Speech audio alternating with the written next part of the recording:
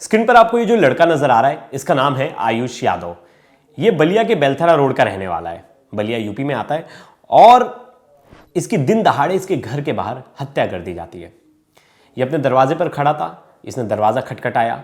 दरवाजे के उस साइड इसकी बहन थी। बहन ने देखा कि भाई खून से लथपथ है। बहन ने पूछा, तुझे किसने मारा? उसने 4 लोगों का नाम बताया।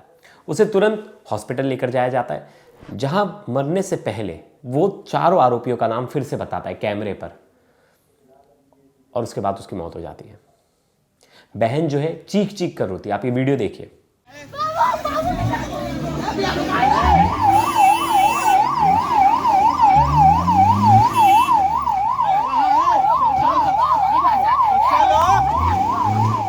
चीख चीख कर बहन रो रही है और बहुत ज़्यादा हताश है। इस पूरे मामले को 5 दिन का वक्त हो गया, मतलब 5 दिन बीत गए हैं, लेकिन अभी तक 4 में से एक भी आरोपी जो है पुलिस के हत्थे नहीं चढ़ा।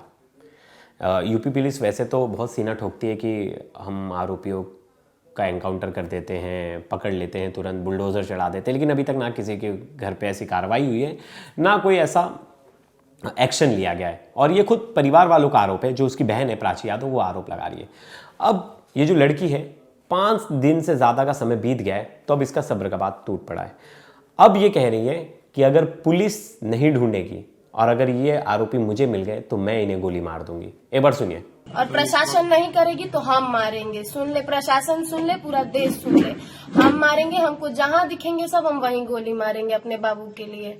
जब लड़की को लग रहा है कि अब पुलिस से न्याय मिलने वाला नहीं है, आरोपी इतने इजीली भाग गए, फरार हो गए, और ना आरोपियों के घर पे बुलडोजर चल रहा है, ना कोई एक्शन हो रहा है, मतलब तमाम तरह के आरोप लगाए कि बाकी आरोपियों के घर पे तो तुरंत एक्शन हो जाता है, बाकी आरोपियों पर भी तुरंत एक्शन हो जाता है, लेकिन मेरे भाई के मामले में अभी तक पुलिस कुछ भी नहीं कर रही है। अगर मेरे हाथ वो चढ़ गए आरोपी तो मैं उनकी गोली मारकर हत्या कर दूंगी। सीधा धमकी दिया है लड़की ने। वैसे ये पूरा मामला है क्या?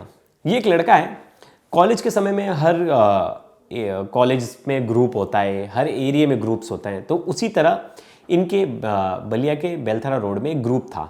वो ग्रुप चलता था वहाँ के पिन कोड के नाम से। पिन कोड था 221715। इस पिन कोड के नाम पे इनका गैंग था, गैंग या ग्रुप कह लीजिए। छोटे मोटी लड़ाई झगड़ा, भौकाल दिखाना, गैंग बना के छोटी मोटी मारपीट करना, ये सब चीज़ों में इन्वॉल्वमेंट था। अब ऐसा नहीं था कि आयुष दूध का धुला था, उसके ऊपर कोई केस नहीं थे, उसके ऊपर 4-5 मुकदमे थे, उसके ऊपर गुंडा एक्ट भी लगा दिया था पुलिस वालों ने, तो उसके ऊपर केसेस थे। लेकिन उनके पिता को जब ये पता चला कि मेरा बेटा गलत संगति में है और गलत चीज़ों में इन्वॉल्व है, तो उन्होंने उसे एक होटल किराए पर लिया, रेंट पर, और बोला कि तू बिजनेस संभाल, और उसे बलिया से बनारस शिफ्ट कर दिया। अब वो बनारस में अपने नए होटल के काम में लगा था, लीज पे लिया था, और वो चलाने के लिए बताया जाता है। पिता कहते हैं कि अब इस बात की खुन्नस जो उसके ग्रुप के बाकी लोग थे उनको थी कि ये बाहर जाके अच्छा सेटल हो गया, स्मार्ट था, हाँ, और हमारे ग्रुप को इसने छोड़ दिया। इस बात की खुन्नस रख के उससे 2 से 3 बार इन्होंने लड़ाई की। एक बार पहले भी फरवरी में उसके ऊपर फायरिंग की, लेकिन उसके बाद भी पुलिस ने उन पर कोई एक्शन नहीं लिया। और आज ऐसी नौबत आ गई कि दिन दहाड़े गोली मारकर हत्या कर दी गई और आरोपी अभी तक फरार है, उनके बारे में कोई अता पता नहीं है। शुरुआत से जानेंगे मामला था क्या, क्या क्या हुआ, इनकी किनसे दोस्ती थी, कौन कौन से केसेस थे, जो आयुष है उसका क्या बैकग्राउंड है, उसके ऊपर कितने क्रिमिनल केस है, जिन लोगों ने मारा है उनका क्या बैकग्राउंड है, ये जो गैंग था वो ग्रुप क्या काम करता था, सब कुछ डिटेल में डिस्कस करेंगे। लास्ट तक इस वीडियो में बने रहिएगा। 13 दिसंबर को आयुष यादव अपने घर के बाहर खड़े थे। अचानक से 2 बाइक पे 4 लोग आते हैं और फायरिंग करके वहां से भाग जाते हैं। आयुष को 1 गोली जांघ पर लगती है और 2 गोली सीने पर। आयुष तुरंत अपना दरवाज़ा खटखटाते हैं। दरवाजे के इस साइड उनकी बहन थी और वॉशरूम में उनके पिता थे। बहन जो है प्राची दरवाज़ा खोलती और पूछती, भैया तुम्हें किसने मारा? तो वो 4 लोगों का नाम बताता है, जिसमें से पहला नाम था अनिल सिंह, रॉबिन सिंह, राज सिंह और पवन सिंह और रोहित, और एक नाम उन्होंने डाइंग डिक्लेरेशन में भी बोला। अब वो वहाँ बेहोश हो जाता है। तुरंत घर वाले उसे लेके जाते हैं, पास में ही हॉस्पिटल है, मऊ हॉस्पिटल, वहाँ। अब वहाँ इलाज होता है। इलाज के दौरान डॉक्टर कहते हैं कि मामला बहुत सीरियस है, आप इन्हें बनारस लेके जाओ। तो तुरंत वहाँ से बनारस के लिए निकल जाते घर वाले लेकर ट्रॉमा सेंटर। तो मऊ में जब तक वो होश में था तो पुलिस के सामने उन चारों आरोपियों का नाम बताता है मरने से पहले आयुष यादव का ये लास्ट डाइंग डिक्लेरेशन सुनिए। रविंद्र सिंह, राज था, अब उसके बाद कौन था? कौन मारा बेटा? राविन, राज, पवन, रोहित। रोहित ने मौत से कुछ सेकंड पहले का ये वीडियो है और इसमें ये चारों आरोपियों का नाम बता रहा है। उसके बाद जब बनारस लेकर जाया जाता है तो उनकी मृत्यु हो जाती है। अब उन्हें उनके गांव वापस लेकर आया जाता है, उनके डेड बॉडी को, और उनके पिता जो है वो उन्हें मुखाग्नि देते हैं। आयुष की 2 बहनें, एक प्राची और एक उनसे छोटी बहन है। अब आयुष जो है वो पहले एक ग्रुप में हुआ करता था। इसके पीछे की जो वजह पता चली कि हमला किसने किया है, क्योंकि जो जिन लोगों का आयुष ने नाम बताया था वो लोग हैं कौन, क्या दुश्मनी थी। तो पता चला कि वहीं लोकल में एक ग्रुप है और उस ग्रुप का नाम था 221715 और ये वहाँ का लोकल पिन कोड था और इसी पिन कोड के साथ इन्होंने गैंग बना दिया था, 22175 गैंग। और छोटे मोटे झगड़े, भौकाल दिखाना एरिया में, आपने देखा होगा बहुत सारे लोकल एरिया में गैंग्स होते हैं। मतलब कुछ ऐसा नहीं कि किसी बहुत बड़ा कुछ वर्चस्व कायम कर ले, लेकिन हर एरिया में छोटे छोटे गैंग्स होते हैं। वैसे ये गैंग्स ऑपरेट कर रहे थे, छोटी मोटी मार धाड़, लड़ाई झगड़ा, किसी का सर फोड़ दिया, किसी से मारपीट कर ली, किसी के ऊपर फायरिंग कर दी, और इस तरह के एक्टिविटी में ये एक्टिव थे। कई साल तक बताया जा रहा है कि जो आयुष था खुद इन ग्रुप्स में इन्वॉल्व था और उसके ऊपर 5 से ज़्यादा मुकदमे थे। बाकायदा पुलिस ने उनका हर एक जितने भी ये गैंग में लोग थे उनके बारे में डिटेल दिया था और उनके बारे में कितने मुकदमे, वो भी उसकी भी फेहरिस्त पुलिस के पास थी। और वो मैं आपको इस स्क्रीन पे स्क्रीनशॉट दिखा रहा हूँ कि 5 मुकदमे थे। अब ऐसे में आयुष के जो पिताजी हैं वो रोडवेज़ में एम्प्लॉय हैं और वो रोडवेज़ बस चलाते हैं, बच्चा यादव नाम है। उन्हें लगा कि बेटा जो है इनके चंगुल में फंस गया है और बिगड़ रहा है, तो अपने बेटे को बोला कि तुम बेटा एक बिजनेस स्टार्ट करो, मैं उसमें तुम्हें हमारी मदद करता हूँ। तो बनारस में एक होटल जो है वो रेंट पे लेते हैं इसके लिए, अपने बेटे आयुष यादव के लिए।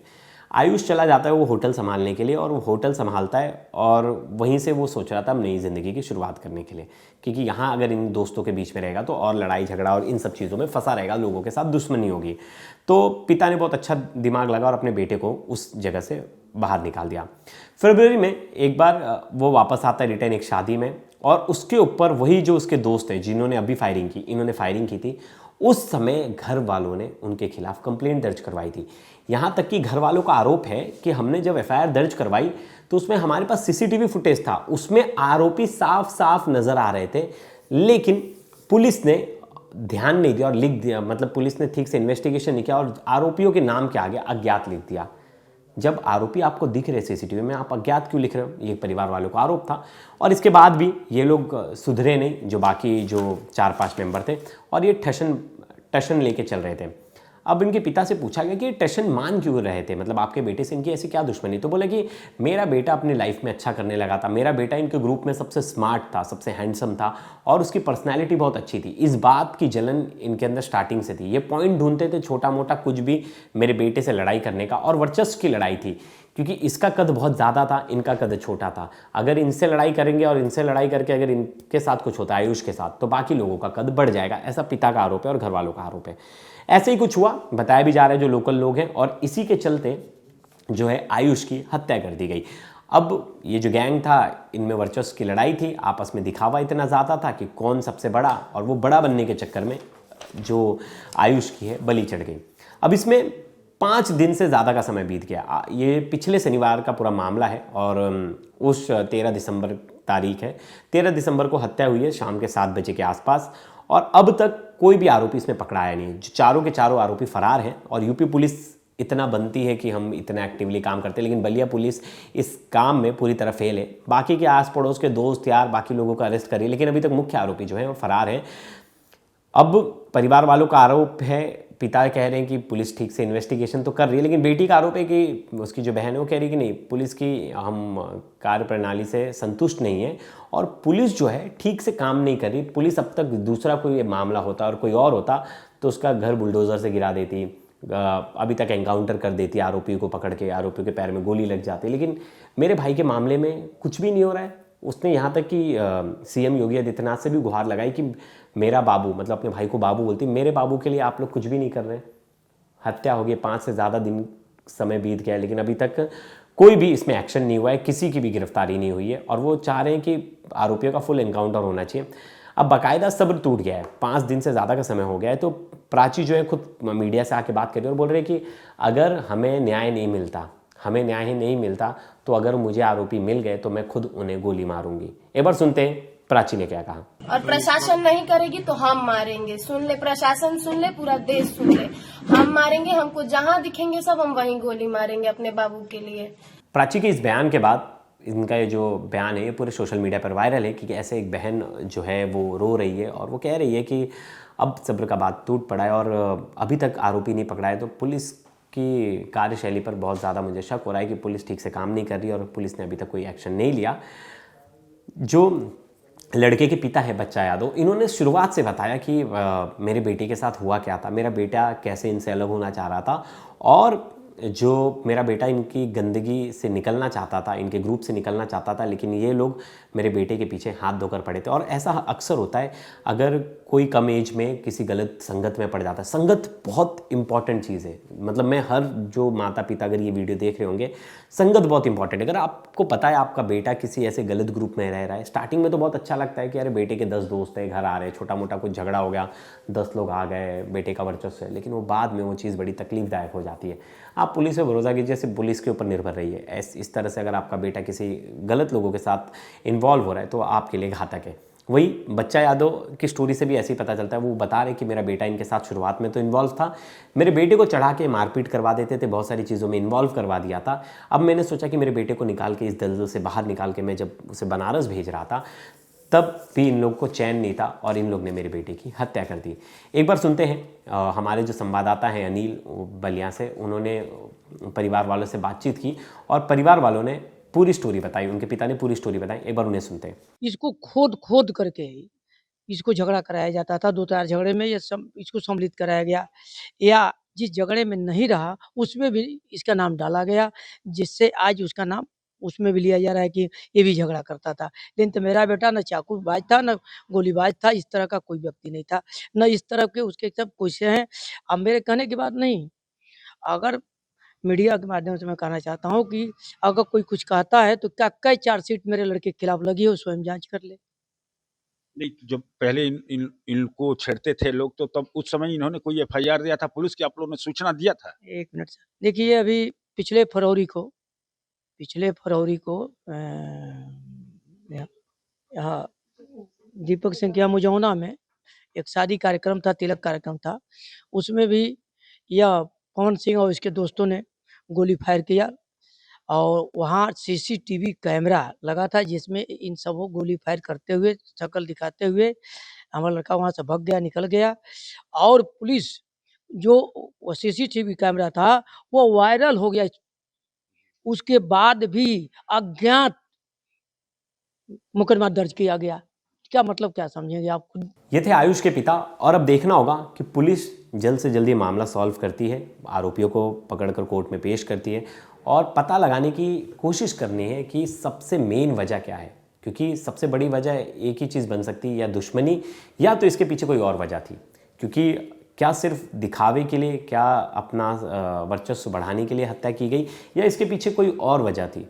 अब इन वजहों के पीछे पूरी स्टोरी घूम रही है। वजह जब तक साफ़ नहीं हो जाएगी तब तक तो ये पता लगाना कि क्या हुआ था, क्यों हुआ था, ये वर्चस्व की लड़ाई थी या कुछ और, इस पर तो ज़्यादा कमेंट नहीं कर सकते। लेकिन देखना होगा पुलिस कब तक इस केस को सॉल्व करती है और वजह का पता कब लगाती है, और उस बहन की सुनती है कि नहीं। वो बहन रो रही है और बहन कह रही है कि मेरे भाई के गुनहगारों को सज़ा दिलाओ।